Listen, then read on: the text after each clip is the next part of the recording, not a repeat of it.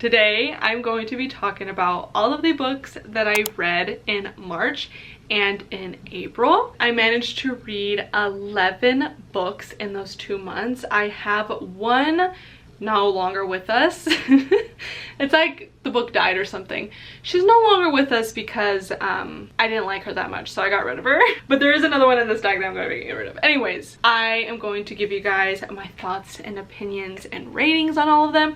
I hope not to talk your ear off too much, so let's just get started. Starting off with Under the Whispering Door by TJ Klune. He is the same author as The House in the Cerulean Sea, and I thoroughly enjoyed my time with that book. It was one of the first books that I ever read that was cozy fantasy, and it wasn't until a few more of those books like that I was like, this is my favorite genre ever. So when I got to this one, I had quite high expectations, but unfortunately it did not meet those expectations. I had a hard time really connecting with our main character. The story is about Wallace. He is actually attending his own funeral and has no idea how he got there. So he ends up actually having someone there, like an angel, you could say. I don't really know the exact word that she is, but she ends up helping him trying to grasp his new reality. It ends up giving you a little taste of how he was in real life. It was such a unlikable character that I ended up DNFing it when I first picked it up months ago. The premise of the story is he has passed away and he is in this like in-between realm,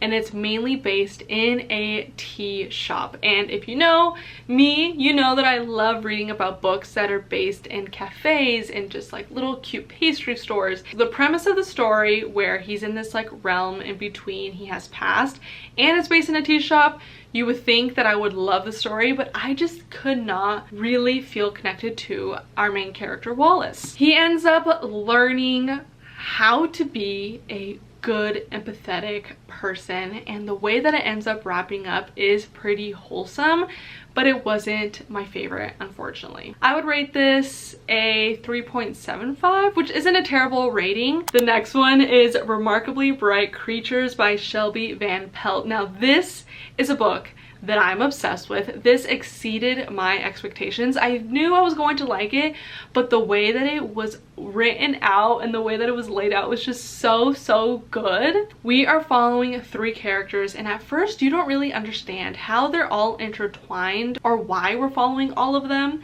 But the way that it wraps up is so wholesome. Our main character is Tova Sullivan, and she is the nighttime cleaning lady at the aquarium, and she ends up building this beautiful relationship with the octopus Marcellus. Our main character Tova has gone through so much. She had recently lost her husband, and her son 30 years prior had actually gone missing, and she never had any closure on what happened. And at first, when we're following our other third character, I'm like, why are we following him? I was thoroughly entertained because his aunt is so funny, but I was so curious on how they were all going to wrap up, and it was done so well. I loved it. This is a literary and contemporary fiction, and to be honest, I didn't know the difference between the two, and I ended up googling it. Contemporary means that it has real life scenarios, so it can be like divorce or loss or just like trauma. Anything that can happen in like real life, it has a big plot of it in the story. And literary fiction means it has a fun twist to the writing, so it tends to be a little bit more unique. It can be the humor, or it could be a talking octopus. The mixture of the two was a beautiful baby. It's such a weird way to say it. The two made a really good book, and it makes me want to read a ton more contemporary and literary fiction. Then the next book that I read and I no longer have with me is Twisted Love by Anna Hong. I ended up DNFing the entire series. I read the first book, just really did not like it. I believe I'd rate it like a 2-star. I ended up getting rid of the entire series because I just did not feel the need or a calling to read that series. I do not like dark romance, and I've actually had someone tell me that it's not necessarily dark romance, but I feel like it's at least classified as a light dark romance because there's like involved. Our main character was so like moody and possessive and controlling that I feel like those are like the characters in like dark romance. Anyway, it is romance that is not for me. The next one is Before We Were Strangers by Renee Carlino. This is a romance book that I liked even less than Twisted Love. I'm rating this book 1 star. I actually took it off of my unhaul stack that I have for the sake of the video to hold it up and show you guys. I really did not like this book. This is a second chance romance based in New York City. There's also a like 15-year gap in between, and I cannot make myself wrap around the idea of allowing that much time to go by when supposedly you love one another. Anyways, I want to be respectful. I do not want to bash the author, but I really did not like this book. I think our MMC was horrible. He is probably my least favorite character I have ever read about. That's pretty harsh, but I really didn't like him. There's one point in this book where our main male character makes a bet with the girlfriend or just like his friends on which couple could get married first. The MMC proceeds to say, how can I get the FMC more drunk so that I can get her to marry me? And that just put an awful taste in my mouth. And in the beginning of one of these spy scenes, our MMC says, don't tell me no. What? I don't understand. Like, there was a point where I was like, is this the book everyone is saying that they like? This one right here? Enough being so negative, on to the next. Then I did the best thing that I can do for myself, and I picked up Just Friends by Haley Pham after reading 2 romance books that I rated 2 stars and less. I needed something to pull me out of the romance reading slump trenches that I was in, and also reminded me on why I love romance and why I read it so much, because there's books that are like these. This is a beautiful second chance romance that is done so well. I feel like the characters were so mature and communicated so well, and that was my issue with this book right here. We are following Blair and Declan, and they are in this cutesy town, Seabrooks, California, and I want to go visit it so badly because the way that Haley writes the town is so whimsy and just makes it feel like there's butterflies flying around, and it makes me want to visit it so bad. Our 2 main characters, Blair and Declan, were childhood best friends. It has a few chapters of them in past tense, and so it gives you like a little bit of like a young adult romance book. They end up having a fallout, as second chance romance books tend to have. That's the reason why there's even a second chance. There's this fallout, and you are going back and forth between present and past tense, and as you're reading, you're wanting to know why they ever stopped talking, but then that ends up telling you. And I feel like there's a lot of pressure on the reasoning for their first breakup, and to me, I think it was done really well. It felt believable. In the present tense, Blair is going through something so hard. It's honestly life-altering. It has a heavy talk on grief. She's in Seabrooks, living there for the summer, and she's needing a job, and so she ends up going to this cutesy little cafe, and the boss and the person who ends up giving her that interview is Declan himself. This is also a closed-door romance, which I really enjoyed. All around, it was such a good book. I would rate it 4.75. I loved the beachy vibes. I loved it's not necessarily small town, but I just loved the descriptions of Seabrooks and the relationship that she has with her mom.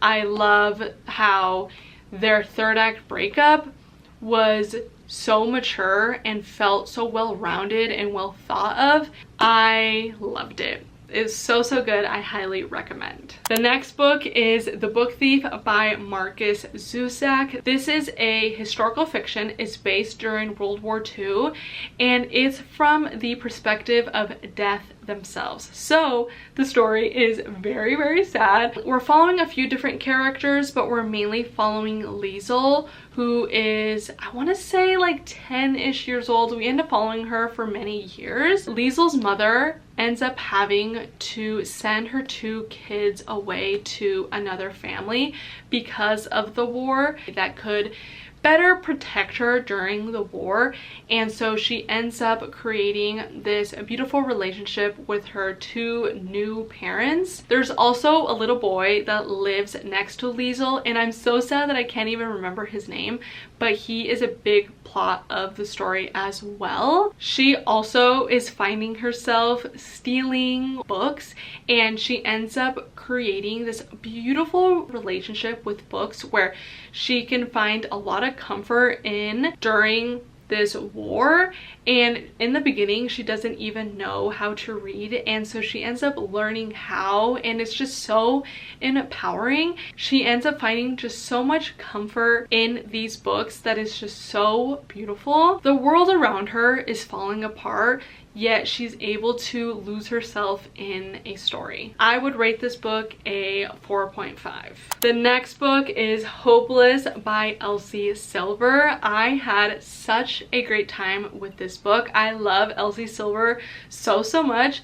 Like I mentioned, I'm really picky with my spice in books, yet every single book that I've read by Elsie Silver, I have loved all the spice scenes. I feel like she just does it so well. I am a huge fan of the Chestnut Springs series. In this book, we are following Bo and Bailey. Bo ends up going through something quite traumatic in the military, and so he ends up having to come home, and while he's at home, he is helping Kate Eaton run the family ranch. And Bailey is a bartender and is trying to save a ton of money to move out of Chestnut Springs and move into the city. Her family, her brothers and her dad put such a bad reputation on her name that so many people treat her poorly that she wants to leave Chestnut Springs. Bo is determined to essentially give some of his privilege that he has with his family onto her with the fake engagement. This is also a contemporary romance, which I really enjoy because it has those real life things that happen in the book, and I think she does a really good job handling it. There's also a age gap in this book. She is 22 and he is 35. I'm always a little hesitant on it because it can be creepy if it's done wrong, but I had a really good time with this book. I recommend. The next 3 books I'm actually going to have in a reading vlog, so I don't want to go too in depth with these books because I want to save it for that video. But that is The Rock Eaters by Brenda Pellando, The House on Mango Street by Sandra Cisneros, and Vampires of el Norte by Isabel Cañas. I'll just say briefly what the stories are about. This is a collection of short stories. There's sci-fi and magical realism. There's talk of angels that sit on rooftops and protect the homes that they're on. This is about a little girl growing up in Chicago, and it has stories of her neighbors and going to school. It's entertaining, it's funny, and it's also heartfelt. This is a historical fiction. There's romance, there's vampires. It's so good. I had a really good time with this book. Hopefully I didn't breeze through these too fast. I just don't want to give you my entire review and thoughts and opinions and then you hear them again in the reading vlog. And to the last and final book that I'm going to be talking about is Every Last Word by Tamara Ireland Stone. We are following our main character Samantha, who is dealing with OCD.